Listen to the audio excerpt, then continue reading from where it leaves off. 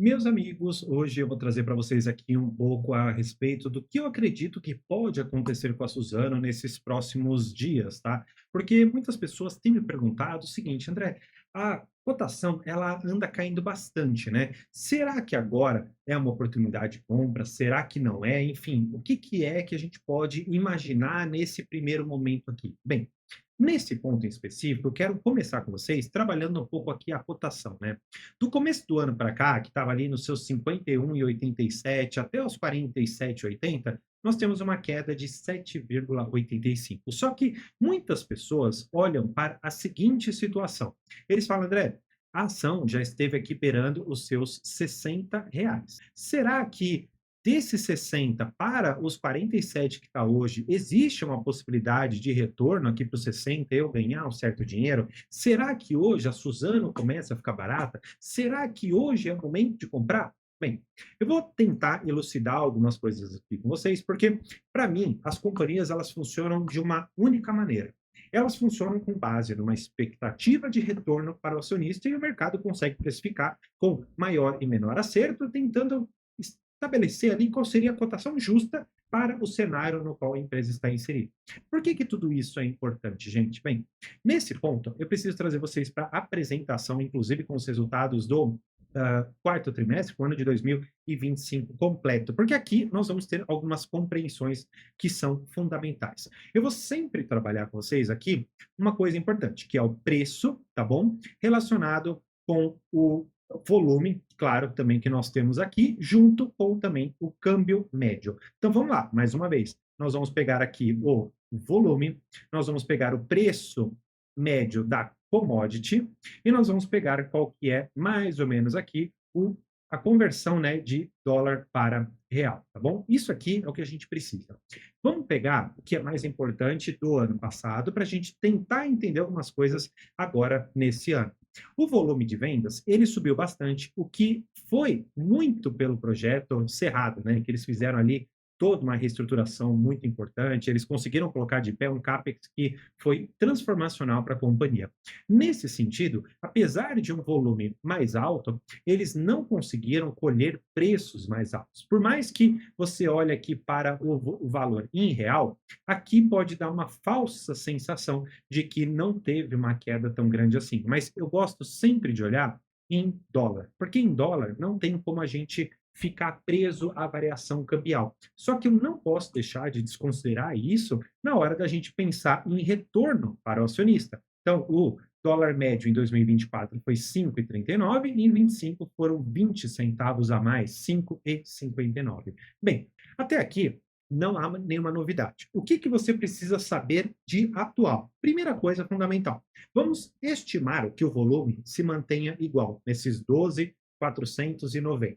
Vamos agora pegar um pouco do que anda acontecendo em relação ao preço da commodity. Primeira notícia que eu tenho aqui para vocês, saiu basicamente há um mês atrás, falando que a Suzano anuncia um novo aumento global de preço da celulose a partir de abril, portanto já está valendo. O que vai variar entre 20 até 50 dólares por tonelada, a depender ali do destinatário, se for Europa ou se for ali para as Américas. Então, nós temos aqui que o preço que até então nós tínhamos, tá? E aí vamos supor que seja esse aqui, de 542, vai subir 20 ou 50 dólares, vai para 562 ou para 592 dólares a tonelada.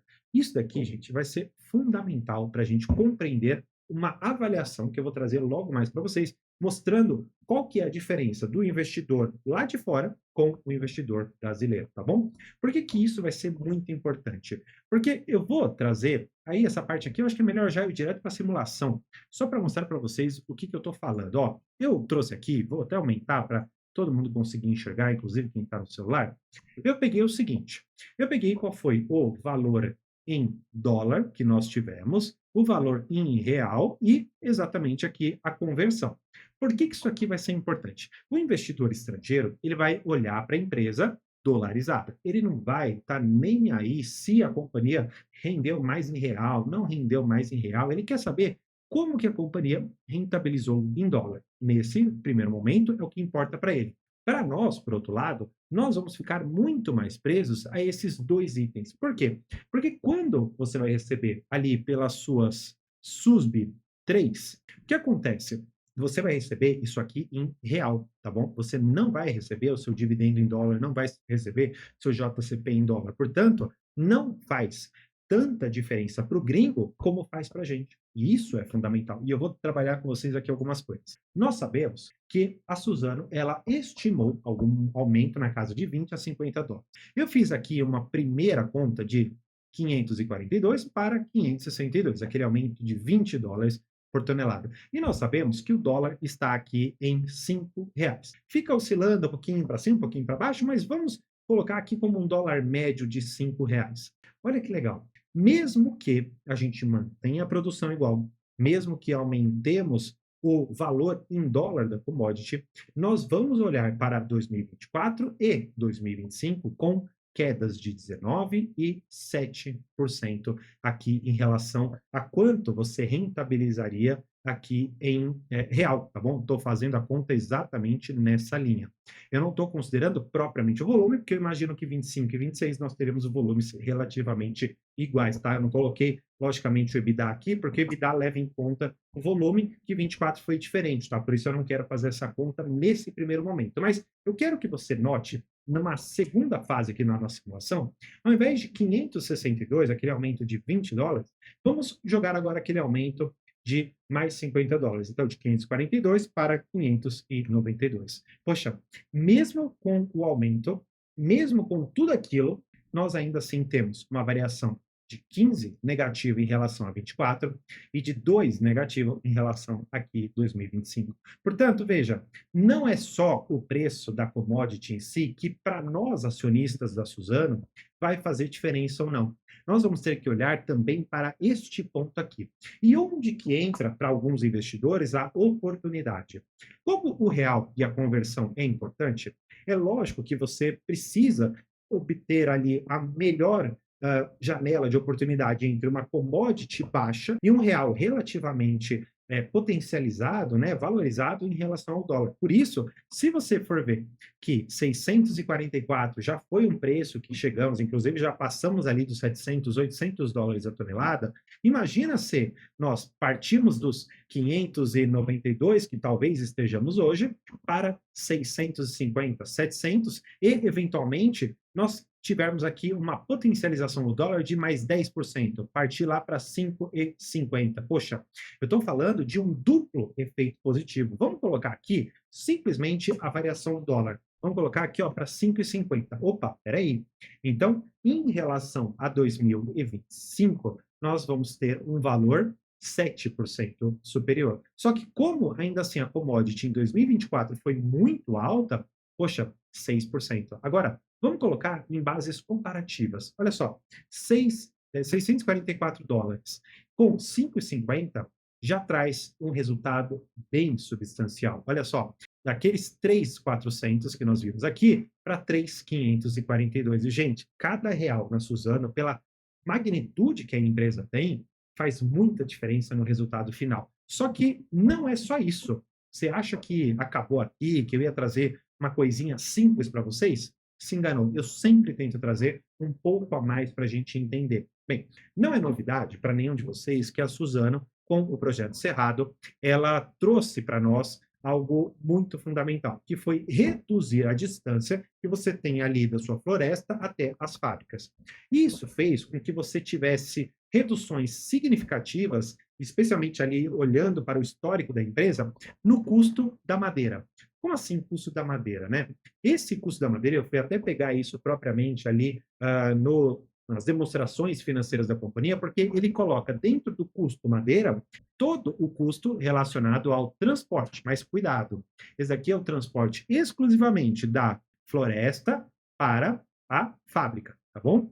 A gente não está considerando, nesse primeiro momento aqui, o transporte relacionado ali para o destinatário final. Então, se nós vamos mandar essa celulose para a Europa, para a América, eventualmente para a China, então esse custo aqui ainda não está contabilizado na madeira, tá bom? Esse aqui é o custo caixa para produção e não para venda. Cuidado, são coisas aqui diferentes. Mas onde que entra uma coisa importante? E aí vale até a pena nós entrarmos aqui no que é o guidance da companhia para 2027. Perceba que no desembolso total operacional, o que a gente poderia mais ou menos dizer que seria o custo da companhia, eles estimam aqui, por exemplo, um câmbio de 5,35. Portanto, nós temos um câmbio menor. Nesse primeiro momento, a gente poderia dizer, poxa, maravilha, isso é ótimo, porque reduz o custo da empresa, pensando aqui numa variação cambial. Só que, de outro lado, ele olha para o Brent como uma média de US$ 70 por barril. E nós sabemos que hoje o Brent ele está rodando ali nos seus 90 até mais ou menos uns US$ 100.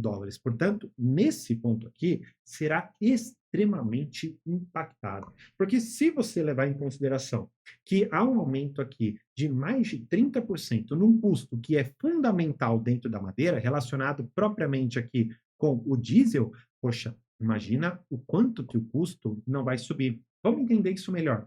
Olha aqui, quando eu te falei no custo da madeira relacionado propriamente ao transporte, você há de considerar comigo que o caminhão vai diesel e o diesel subiu bastante. Eu tinha ali de cabeça mais ou menos um preço de uns 5,80 ali para o diesel, e hoje a gente já vê em alguns estados ali custando mais de R$ 7. Então, perceba o quanto que você vai ter de aumento. Claro, a Suzano, pelo fato de ela ter investido bastante no projeto para reduzir a distância, ela pode ser menos impactada do que algumas outras que mantêm a mesma distância. Mas ela não está, não poderia nesse momento, porque é uma coisa que é totalmente aleatória, não teria como imaginar que essa guerra iria escalonar dessa maneira, que o Brent saltaria para esses US$ 70. Claro, isso aqui é pensando lá para 2027, né? Não é propriamente para agora, 26, mas vamos imaginar que para 26 ele também esteja projetando alguma coisa do gênero. Então, isso daqui vai ser bastante complicado. E dentre a questão do raio médio, né, que é a questão entre a floresta até a fábrica, veja que em 2024 era de 187 quilômetros. Em 2025 passou para 164. E eles querem chegar em praticamente 150 quilômetros, uma redução de 37 quilômetros, o que vai economizar muito diesel para a companhia. E o custo da madeira acaba também ficando menor. Ah, André, mas a Suzano já é a mais competitiva, ela é a melhor do setor, ela tem o custo mundial mais baixo. Ela precisa realmente fazer isso? Não é que ela precise realmente fazer isso, porque ela consegue superar esse cenário mais adverso. Entretanto, para você acionista, o que, que te importa? Importa saber se a empresa vai sobreviver? Claro que importa. Mas, em grande medida, em última instância, importa para saber qual que é o lucro que vai cair ali no bolso do acionista. Então, qual que seria o lucro para você? É interessante você saber, e isso logicamente vai se refletir no preço. Se o lucro ele for maior, o preço, em tese, deve subir. Se o lucro for menor, o preço deve cair. E o que, que a gente já está estimando? Por que, que o preço está caindo? Porque a estimativa é a de que o lucro caia, talvez não no primeiro trimestre completamente, porque a guerra começou ali mais ou menos em março, tá? Então, houve um períodozinho ali pior para a Suzano em termos de diesel, etc. Mas o pior deve estar acontecendo agora, no segundo trimestre do ano. Portanto, a gente já está antecipando o resultado que vai sair lá em agosto. Veja como o mercado ele tenta ser eficiente e nessas ineficiências ou talvez estimativas aqui que o mercado faz, você pode entrar. Claro, não estou te recomendando absolutamente nada. Claro, aqui é só um canal informativo que eu tento ir além do básico para ninguém ficar ali com alguma ponta solta e numa análise que talvez você não consiga fazer completamente sozinho. Mas, claro, não sou dono da verdade, o canal está sempre aberto para a gente conversar mais aprofundadamente. Mas vamos lá. Eu não poderia deixar de trabalhar para vocês aqui um pouco do guidance em relação ao que eles têm projetado para investimentos. É interessante notar que houve uma queda de mais ou menos aqui uns 25% em termos de valor que eles vão ter que investir. Em grande parte, a gente poderia dizer aqui que 70% do investimento aqui deles é em manutenção do que eles têm, junto ali com terras e florestas. Então, dá para a gente dizer que desse valor aqui de quase 11 bi, mais ou menos aqui 9.900, quase os 10 bi aqui, eles estão relacionados a realmente manutenção, tá? Tanto de florestas, terras e a questão da manutenção das próprias fábricas. Então, hoje, me parece que a Suzana ela está muito mais mirando em manter as coisas operando, deixar ali tudo bonitinho, para lá na frente ela começar a distribuir um pouco mais de dividendos à medida que a sua alavancagem cair. E hoje ela ainda assim está bastante alta, tá? Se você for notar que a alavancagem dessa companhia, historicamente, assim, por um bom tempo, permaneceu acima de 3 vezes, não dá para a gente esperar que ela pague dividendos. Ah, André, mas ela tem um cronograma de amortização de dívida bastante tranquilo. Tá, mas leve em consideração que desse valor total que ele tem aqui, você ainda tem que colocar, por exemplo, 10 bi por ano de CAPEX. Então, se a gente fosse traduzir isso aqui em dólar, já que está em 5, que facilita um pouco, a gente tem que colocar aqui mais 2, a gente tem que colocar aqui mais 2 e mais 2. Portanto, aqui em 2028, pelo menos metade dele já era estimado que esse valor ele poderia ficar faltando, tá, para o caixa da Suzano. Claro que ela vai gerar bastante caixa nesse meio tempo, só que ela tem uma estrutura bastante inchada, uma estrutura bastante pesada, que não permite que ela consiga fazer qualquer coisa, assim, que ela faça alguma estripulia para conseguir remunerar muito bem. Claro que ela pagou ali um dividendo de e alguma coisinha, tem um programa de recompra de ações, comprou bastante, então ela tem formas alternativas aqui de te remunerar e aumentar a sua participação dentro da companhia. O que não quer dizer que o preço de mercado esteja de acordo com isso. Olha, agora, a minha percepção, totalmente individual, você não é obrigado a concordar comigo, não sou dono da razão, mas o que eu, André, pensaria? Poxa, Suzano, ali na casa dos seus 40, até no máximo 42, poxa, eu poderia pensar. Agora, 47 não me faz, assim, palpitar o coração, não me parece que aquela oportunidade. O que não quer dizer que não possa voltar a cair ainda mais. Se eu não me engano, nesse último ano aqui, ó, nós batemos, ó, 46. Foi uma empresa que, ó, buscou ali, ó, em 2023, seus 39, R$ 40. Claro que quem comprou desde então conseguiu uma valorização de 20%, se carregou até hoje, e se conseguiu vender lá no topo, mais de 50%. Portanto, empresa de commodity, você tem que sempre, sempre, sempre olhar para esses três pilares fundamentais: volume de produção, e para nós, que é importante, conversão aqui de dólar para real, e no final das contas, muito importante, talvez quase que o fundamental, o preço da própria commodity. Se você conseguir equalizar um momento de compra em que tudo isso esteja lá embaixo, mas a empresa mantenha a sua confiabilidade, maravilha, excelente momento para comprar. Se algum desses pilares você enxergar que a empresa ela pode tropeçar, cair e demorar muito a se recuperar, talvez não faça tanto sentido. Agora, faça você a sua avaliação da Suzano. Eu já fiz aqui a minha, espero que você tenha gostado desse vídeo. Se você quiser entender mais a fundo a avaliação de empresas, valuation, modelos aqui variados, com base matemática, base ali de vários e vários anos de estudo que eu venho acumulando, eu vou deixar esses 2 vídeos aqui para você entender um pouco mais do laboratório de valuation. Te aguardo lá. Por hoje é isso. Tchau.